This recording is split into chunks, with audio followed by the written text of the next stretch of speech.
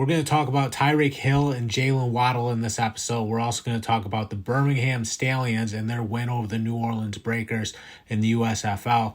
Let's start with Tyreek Hill and Jaylen Waddle. The thing about Tyreek Hill and Jaylen Waddle is they're both track stars. They're both so fast.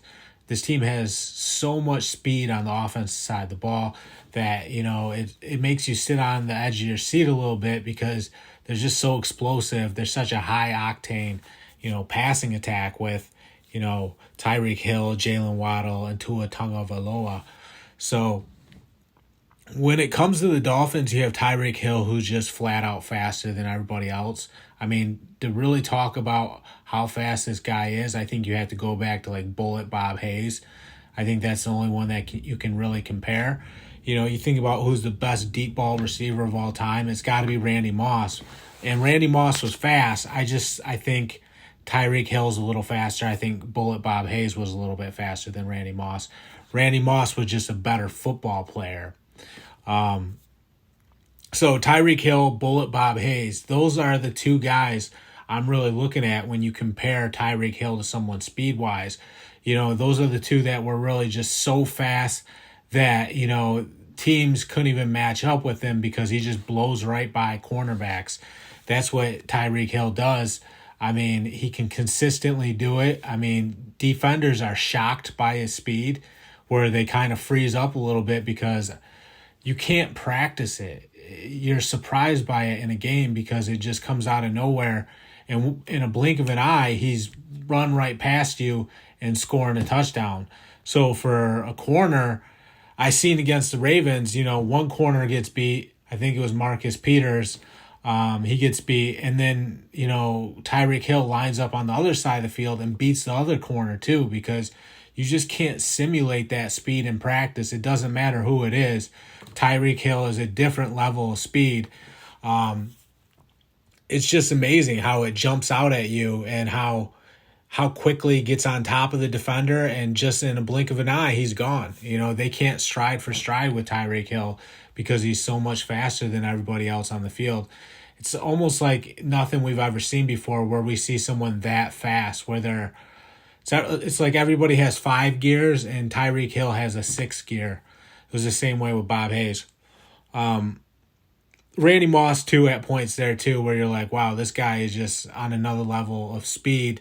But Tyreek Hill and, Bob Hayes. Bob Hayes won a gold medal in the Olympics. Tyreek Hill could be a track star if he wanted to. Randy Moss is there. Randy Moss is the best out of all those guys. But, I do think Tyreek Hill and Bob Hayes were faster. Like I said, Randy Moss is just a more complete player. It's amazing, though, what the Dolphins have going on, because opposite of Tyreek Hill, they have Jaylen Waddle. And Jaylen Waddle is actually faster with the ball in his hands. Tyreek Hill is the most explosive player off the line of scrimmage. When he comes out of his stance, he just blows right past you because he's so quick out of the gate. Whereas Jaylen Waddle's faster with the ball in his hands. If you had to line both these guys up, like I said, out of the gate, Tyreek Hill would be faster. But after the catch, like a yak receiver, Jaylen Waddle's a little faster with the ball in his hands, according to Next Gen Stats. So that's the two Dolphins wide receivers. You have the explosive guy out of the gates in Tyreek Hill, and then you have the guy in Jaylen Waddle who's good after the catch with the ball in his hands. Really fast with the ball in his hands. Jaylen Waddle is also a guy that can go up and make the catch. He's a track star, but he's pretty good at going up and making the catch.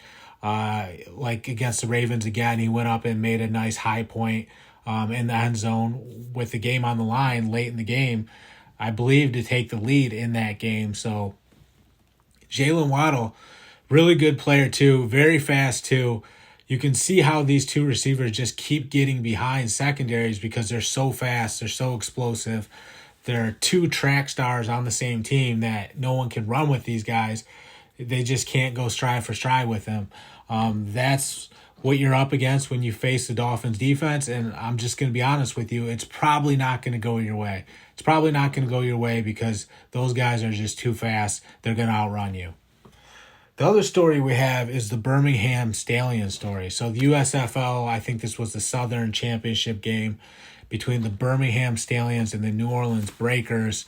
And Alex McGough, I don't know if you guys watched this game. This quarterback, Alex McGough, just came out there and balled out in this game for the Birmingham Stallions. Pretty good crowd on hand. They had one side completely filled up. They had about half of the other side. So for a USFL game to have that many fans in the stands, I think that model they went with, where they held a lot of games at the Birmingham Stadium. I think all the games were at Birmingham Stadium. I think that actually was smart because they developed a fan base locally and then they can start to spread out. So I actually think that was a good idea for the USFL, just based off the fan base that they had at that game. At least they have some fan base. Like I said, one side was completely filled up. The other side, about half of it was filled up. But for one of these alternative football leagues, that was a pretty good showing in terms of fans. Well, back to this Alex McGough guy. Alex McGough balled out. And a lot of times in these USFL, XFL games, Alliance of American Football, the problem is the quarterback's play for both teams isn't up to par. It's just not good enough. And you catch yourself kind of thinking about, this is what I love about the NFL. The quarterbacks are actually good. Whereas with the USFL or one of these other leagues, you're like, these quarterbacks aren't good enough. Well, this was like the rare time that Alex McGough, this quarterback for the Birmingham Stallions, just went out there and was electrifying. I'm talking about, he was flat out electrifying in this game to the point that the Birmingham Stallions ran the score up on the New Orleans Breakers. I mean, he was making play after play after play. Every third down, he was running all over the place, scrambling, buying time, finding a receiver. I mean, I can't believe how good he was in that game. Some of the throws he made, they were lasers. I mean, he was throwing the ball on a string, just to all his receivers, and really, really fast. Really, really fast in terms of like being able to escape the pressure, being able to buy some time, keep his eyes downfield. For a quarterback, I mean, he wasn't Michael Vick fast or Lamar Jackson fast or Justin Fields fast, but fast in how he, processed the game and how he made his decisions and how, he was able to get into it even if he had to escape the pressure, like get back into looking downfield and scanning for targets and being able to find the target and deliver the football and deliver a strike. Alex McGough did a great job of doing that whole entire game. I mean, I can't tell you how many third downs he stepped up on, but it seemed like he did it the whole entire game. They just kept scoring. The Birmingham Stallions just kept scoring and kept scoring. This Alex McGough guy is like making just big play after big play, flexing for the crowd, gets his helmet ripped off. He's bleeding, gets back up, fights through the pain, keeps balling out, doesn't take anything off the gas at all. I mean, it was a gutsy performance from Alex McGough to the point where it was like, okay, this guy really put on a show, to the point where it's like, he's going to be in the NFL. He's got to be on a team somewhere, right? He's got to make a roster, because when these alternative leagues pop up, the best players usually wind up in the NFL. Remember Rod Smart, he hate me from the XFL, the first time the XFL was around? He went up to the NFL. The same thing happens to a lot of these other players. Donald Parham's another guy that was in one of these other leagues. Now he's on the Chargers. So the best players usually get the call up to the big leagues. And I could see Alex McGough getting that call. I could see him. PJ Walker was another guy who did it, went up to the Panthers. So I could see Alex McGough just being next in line in terms of one of these minor, I don't really want to call them minor leagues, but I guess it is fair to say one of these minor league football leagues. The USFL was what I watched. The XFL was also around. I think the USFL has a shot to stick around with their fan base. I think Alex McGough is going to get that call and go up to the NFL because he is good enough to play at that next level. After what I saw, that has to be true because he went out there and lit it up. I would take Alex McGough as my third quarterback on a team in a heartbeat.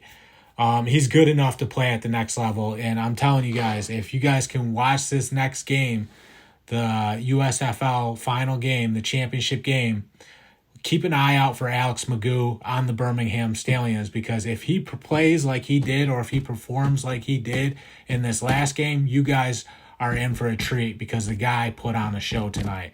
That's all I got for the Cross the Middle Show. I'm John Kuzma. Thank you guys for tuning in. Check out the Cross the Middle Show wherever podcasts are found.